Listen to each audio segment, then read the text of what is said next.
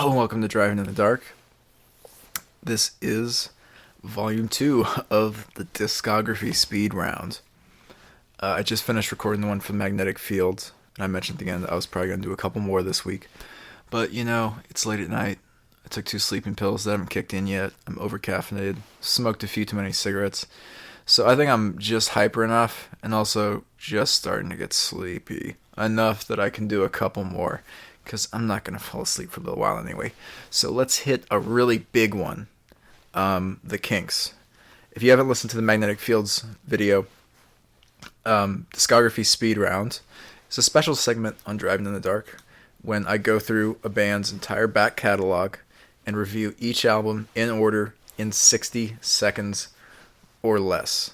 It's a tricky thing to do, and I think it's going to be especially hard with the Kinks, just because they have so many, and because these albums have been released in so many different formats.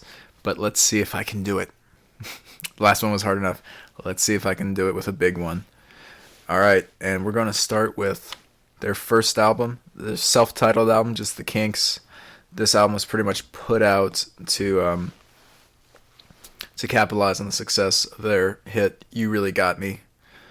This is one of those albums, and there's a couple more coming up, where it's not really worth buying a regular version of the album. You have to get the 2004 reissue with a bunch of bonus tracks, extra singles, because the main body of the album was both not written primarily by Ray Davies, and in general just not that great. There are songs I like on here, obviously You Really Got Me, or I like Just Can't Go to Sleep. I even like Long Tall Shorty. But the bonus tracks have a lot of good stuff. It has It's Alright, All Day and All of the Night. It's got their versions of Louie Louie and Long Tall Sally. A couple other good ones, like whatever. I don't have enough time for this. Alright, the Kinks. I give the standard edition of the album 2.5 out of 5 stars. I give the reissue 3.5 out of 5 stars. And I'm just going to make it in time. Whew. Alright, album number 2. Kinda Kinks, released in 1965. This album was actually recorded in, I believe, like 2 days, just in between tour stops. Has a lot more writing done by Ray Davies, but it is pretty rushed. There really aren't that many good songs on the actual body of the record. Again, you have to go to the 2004 reissue with a whole bunch of bonus tracks. On the standard album, I like Look For Me Baby. I like Nothing in the World Can Stop Me Worrying About That Girl. Otherwise, not really much worth checking out unless you go to the bonus tracks, where you have I Go to Sleep, which is one of my favorite Kink songs. You got A Well-Respected Man. You've got See My Friends, one of the first rock songs to use this sitar. Just so many good bonus tracks. I give the standard edition of this album 1.5 out of 5. I give the 2004 reissue of it a 4 out of 5, because those are some great singles on the end there. Alright. What we got next? Alright, next album, 1965's The Kink Controversy. Let's get going. If you're a Slater Kinney fan, you may recognize the album artwork, because they copied it for their album Dig Me Out. And for good reason, because this is the first great Kinks album. A lot of really good songs. It's consistently great. You got songs like Till the End of the Day. You've got Milk Cow Blues. Cover, still really great. When I See That Girl of Mine. I'm on an Island, I think, is underrated. Where Have All the Good Times Gone? It wasn't a single. Everyone thinks it was a single. It was like a B-side or something like that. This is a really kind of scratchy, lo-fi, harsh, almost proto-punky sounding record, and it's really great. The reissue doesn't add too much. You get Dedicated Follower of Fashion, great single. You get Sitting on My Sofa. I give the standard edition of this album 4.5 out of 5. I give the reissue 4.5 out of 5 as well. Man, this is hard. Maybe I wasn't up to it. The next album we have is 1966, Face to face with the inappropriately psychedelic album cover. This is a great album. You have opener Party Line, which kind of sounds like something that would be on the Kink Controversy. We have a recurring character in the Kinks music, Rosie, Won't You Please Come Home. A lot of just such good songs in here. I love the satire on House in the Country. I really love the satire on Holiday in Waikiki. A lot of great songs about sort of British class distinctions in here. You got Sunny Afternoon. You got a hell of a song like You're Looking Fine. So simple, but so effective. And the 2004 reissue adds some of their greatest songs of all time. Songs like Dead End Street, a song that's so underrated but I love. Big Black Smoke. I'm going to give the standard and the 2004 reissue edition of this album 5 out of 5. Because they're both just so stellar, you've got to hear Face to Face. Oh. Next up, we've got 1967's Something Else by the Kinks. Opener, David Watts. Again, a great little character-driven satire on sort of the class politics of Britain. We have Dave Davies making a big splash with Death of a Clown. We have Ray taking a shit on Dave, kind of, with Two Sisters. We have the wonderful Ode to Cigarettes, Harry Rag. The end of this album has such good stuff on here. It's got Love Me Till the Sun Shines. Also, check out the live BBC version of that because it'll blow your mind. I love Waterloo Sunset. Who doesn't? Love Funny Face. A lot of people don't talk about that, but I love it. And I listened to Afternoon Tea so much as a kid before I got into coffee and I was still drinking tea. The bonus tracks are some of the best songs they've ever made. Autumn Almanac, Act Nice and Gentle, Susan's Still Alive, another great song by Dave Davies. Standard and deluxe editions both get a 5 out of 5 for Something Else by the Kinks. And next we have 1968's The Village Green Preservation Society. I actually used to operate a Twitter where I would tweet every time I listened to this album because I was listening to it so goddamn much. This is one of those albums that's always in the conversation when people talk about what the best sort of underrated lost album of the 60s was. This is some of Ray Davies' best songwriting. He touches on God with songs like Big Sky. I don't know how to describe this in under a minute. Just so many great songs. The Village Green Preservation Society, lovely sort of rebellion against the prevailing rock attitudes at the time. Wicked Annabella, great showing by Dave Davies. There's so many great character studies on this album. People take pictures of each other. Do You Remember Walter? Such a great song. Even Sitting by the Riverside, love it. Standard and deluxe editions, both 5 out of 5. Ooh. Can't believe I heard that album like probably 200, 300 times. And I had to, man, that's so hard to summarize that in 60 seconds. God damn. I hope you guys get something out of this one. I feel like I did better in the Magnetic Fields. But I love the Kinks. This is so hard. All right, next we got Arthur. Also pretty widely acknowledged as a classic, even if it didn't get the attention it deserved at the time. We have some of the best satire, best commentary, and just some of the best all-around songs they've ever done on here. Victoria is so catchy, so well written. We got that great World War I song, Driving, on here. We got another great World War song, Mr. Churchill Says, or what's the other one? Oh, I don't know. Oh, Some Other Son. Great song. Also, Yes or No, Sir. What the fuck? Shangri-La, great. It's just as long as it needs to be. And I love She's About a Hat Like Princess Marina. Another wonderful sort of class satire about the way people look up to the rich and are blinded by that, yada, yada, yada, and the royalty, whatever. If there's a downside to this album, it's that every chorus is just the name of the song, sung over and over and over again. I give it a 4.5 out of 5. Man, I'm like almost sweating right now. And then we get to Lola versus Power Man, The Money Go Round, something of a comeback album since they finally got another hit. Lola, also a slightly smaller hit, 8 Man. Everyone loves Lola. You've heard it. You probably love it. It's a great song. This is when, but the album isn't as good to me.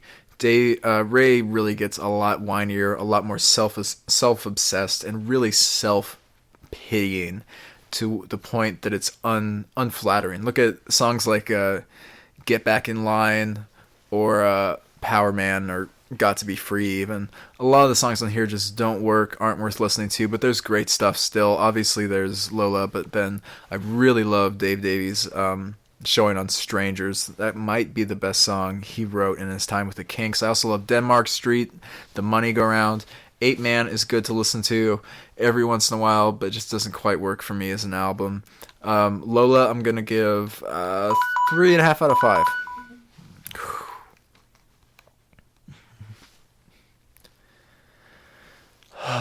And then we have Percy, which was recorded as a soundtrack for a movie that, to my understanding, never came out, like a TV movie about a guy who is in a car crash that severs his penis, and then he gets a transplant to a new, much larger penis. Weird thing to write to. And this album gets bashed a lot, but there's some really good stuff on here. Just Friends is a really great song. The Way Love Used to Be, I've put that shit on so many different mixtapes I've given to people. Moments is really good. Dreams, or Wilson Green, Ray doing his like Johnny Cash impersonation. That even made it onto the Kinks, the legendary Kinks Chronicle compilation of their best songs past the 60s or whatever. God's Children is a bit reactionary, but really good. I'm actually going to give Percy a 3.5 out of 5.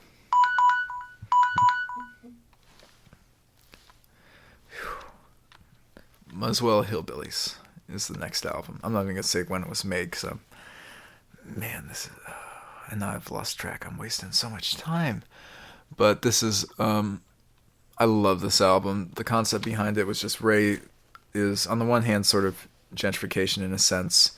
Ray returning to his old neighborhood and seeing how all the sort of working class abodes were being demolished and foreclosed upon, and the way the neighborhood was changing. It's their country album in a way. It's their bluesiest album. The songwriting is eccentric, interesting. So many great character portraits on here. I would especially highlight songs like Oklahoma, USA, Have a Cup of Tea, Skin and Bone, Acute Schizophrenia, Paranoia Blues. I pretty much love every song on here. And the reissue is definitely worth getting because I love Kentucky Moon and I love Mountain Woman. Those are both great songs. Muswell Hillbillies, 5 out of 5. The reissue, 5 out of 5 as well. Obviously. Could be their best album. Damn. Alright. And then we get to 1972's Everybody's in Showbiz. Kind of the point where Ray Davies started to get lost up his own ass. What can you say about it? It's very, very hit or miss. My favorite song on here is probably Look a Little on the Sunny Side. Ray's being pretty whiny on it, but I really love the theatricality of it. It's good. Celluloid Heroes was probably the closest thing this had to a hit. It can be a bit annoying, but it's definitely a really good song. There's a lot of stuff on here that's just shit, like Maximum Consumption or Hot Potatoes. I don't even like Sitting in My Hotel that much.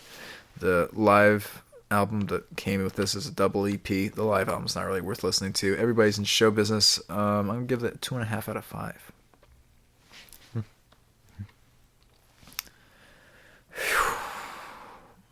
Obviously by the end of this. And then we get 1973's The Great Lost Kinks album. Sort of an unofficial release. It came into the market. There's a bunch of unreleased songs, and then Ray Davies threw a fit, and it got pulled from the market. But if you can find this, it is 100% worth owning. It's got a lot of great songs that would later end up as bonus tracks on the reissues. But when you stick them all together, you get a wonderful fucking album. You've got the mono cut of Till Death Do Us Part. You've got Lavender Hill, Rosemary Rose, Misty Water. Such a great song about sort of drinking and alcoholism and stuff like that. I love When I Turn Off the Living Room Light. I'm Not Like Everybody Else Is Here, even though I think I was probably recorded a bit earlier. The most notable thing is that Pictures in the Sand is here. For whatever reason, Ray just refuses to let people officially release that song. Must be a little too close to heart or something. Great Lost Kinks album. Great Lost Kinks album is what it is. I'm going to give it a 4.5 out of 5. I don't really care for Plastic Man, or to an extent Where Did My Spring Go, but there's so much good stuff on here. How can you not listen to it? Then we get Preservation Act 1. Ray pretty much going full blown like Broadway. It's a concept album with this really annoying Orwellian kind of narrative that doesn't really come together. But there's still a lot of good songs on here. Sweet Lady Genevieve is great. I used to like Demolition a lot. Don't so much anymore, but it's still a good song. Sitting in the Midday Sun's really good, even if it's kind of just a variation on what is it? Sitting by the Riverside from Village Green Preservation Society. There's good stuff on here, but it's not good enough. And the way that he forces a narrative on here is just, this isn't a story that was worth telling, and it really drags down the entire album and just makes it like excessive. Preservation Act 1, I'll give a 3 out of 5. And hey, what comes after Preservation Act 1? Preservation Act 2, of course, released in 1974. This is one of the first Kinks albums where you can just straight up go, this album is a piece of shit. He concludes the story not well. Like I said, it wasn't a story worth beginning. The only song I'd really say you should listen to from this is Mirror of Love. And I think it was, when it was reissued, they put an alternate version of Mirror of Love on the end that I actually enjoy better than the album version, which probably is just it's another strike against the album in the way. I'm going to give Preservation Act 2 a 1 out of 5. And next we have 1975's Soap Opera. This is an easy one. Fuck this album. I give Soap Opera by the Kinks a 0 out of 5. Terrible. And then we have Schoolboys in Disgrace, released in 1975, another kind of concept album. Some people really like this album. I think there was talk of adapting it into a movie or a musical or something a couple years back. I don't get it. I can't really say that there's a single song on here that I like, and I've tried to get what other people see in it. I still haven't gotten it. Schoolboys in Disgrace, I'm going to give half a star out of 5. And then we sort of enter the Kinks' American phase with Sleepwalker. Sleepwalker, another one that a lot of people really like, especially, they specifically like songs like jukebox music, stuff like that. This album does nothing for me, unfortunately. Some of these like 70s albums are just so easy to go through. Sleepwalker, not a good album. I'll give it a 1 out of 5. Then we get Misfits, released in 1978, and the pretty racist song Black Messiah on here is shitty enough to almost entirely tank this album. There's not much good on here. Some people really like A Rock and Roll Fantasy. Again, I don't see it. The only song on here that I really like, I don't love it, but I think it's good, is Out of the Wardrobe, about a cross-dressing man who's discovered by his wife, and his wife comes to love that side of him, and then some days she cross-dresses and plays the man in the relationship, and then all their friends get into it. It's a nice little story. When it was reissued, they included Father Christmas as a bonus track, one of my favorite Christmas songs. The standard version of this album, I'll give half a star, just for Out of the Wardrobe. The reissue, I'll give 1 star, because it's got Father Christmas 2.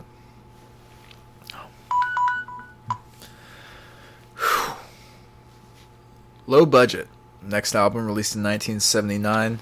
This is their comeback album for me. It's really, really good. It's, you could almost call it a concept album about like the oil crisis going on in America at the time. So many good songs on here. Some of them are just good because they sound eccentric and they're delivered very well. Some of them were hit singles, and rightly so. Like I Wish I Could Fly Like Superman, or Low Budget. My If there's a song I would recommend on here that I don't think a lot of people listen to, it's probably National Health. I don't know why I'm one of the only people that loves that song, but I really love it. In a Space is underrated too. Both really good songs.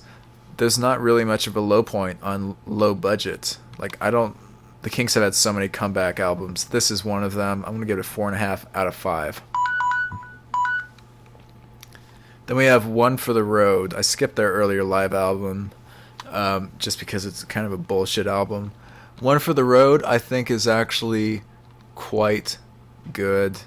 A lot of the reviews for it were terrible, which I don't quite get. It's listenable. Alright, it's not bad. It is weird to hear them play songs like All Day and All of the Night and stuff, and their kind of new arena style they developed to sell in America. But it's pretty good. I can listen to it. I'll give One for the Road 2.5 stars out of 5. And then we get Give the People What They Want. Destroyer was a single from here. It's kind of a song that mashes up Lola with All Day and All the Night while doing a sequel to Lola. It's alright. It's nothing great. All in all, well, Better Things is on here too. Better Things is a pretty good song, but the Bruce Springsteen version of it is a bit better, so there's no real reason to pull out this album just to hear it. Give the People What They Want by the Kinks. I didn't get what I want. I'm giving this 0.5 star out of 5. And then State of Confusion, another Kinks comeback album, released in 1983. This brought them back to prominence with the song Come Dancing. As 80s as this album sounds, there is a lot of good stuff on here. A lot of... it's the best album they've done since Low Budget. I particularly enjoy like Young Conservatives, or even sort of shallower songs like Heart of Gold or Property. Obviously, Come Dancing is a great song. I enjoy this one a lot. I won't go to it so much to listen to one specific album, but I can put it on at the beginning, listen to it all the way to the end, and come out of it basically satisfied. State of Confusion, I'll give a 4 out of 5. Then we get 1985's album, Word of Mouth, which somehow was kind of another comeback album, even though they just had one, anchored by the hit single Do It Again. It's also got Living on a Thin Line on here, which you may have heard in The Sopranos. This album is sort of a poor man's State of Confusion, but Living on a Thin Line is so great. Dave Davies did a stellar job with it. Love that song. Most of the album, can't really be bothered to care about it.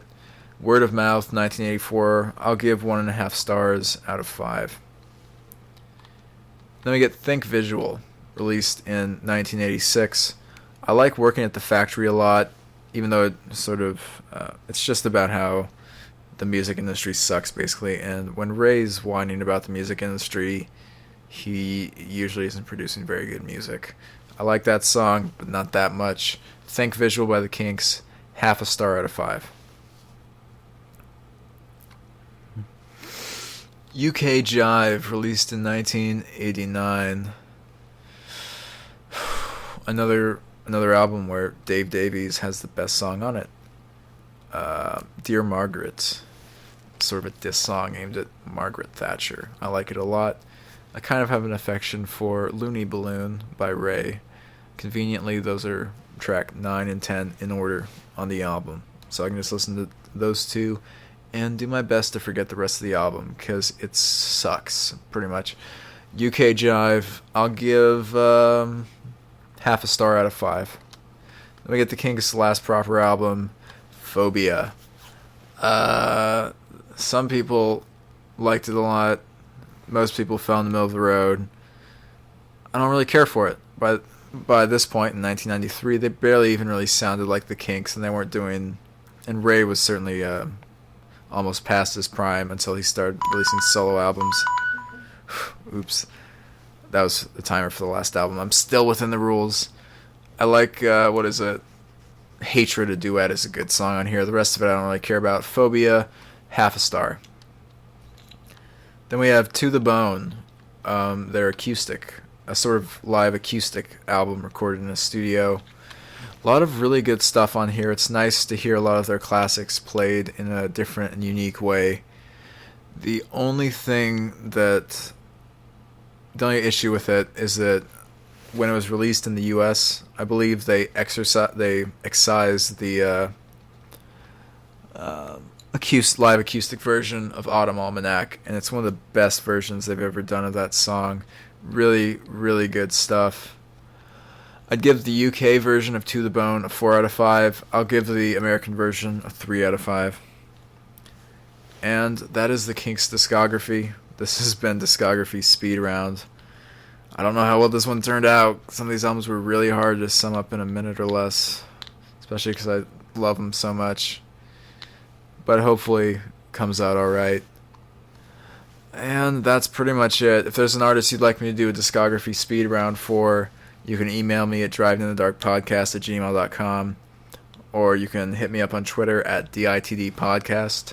This has been Driving in the Dark. If you don't know, now you know.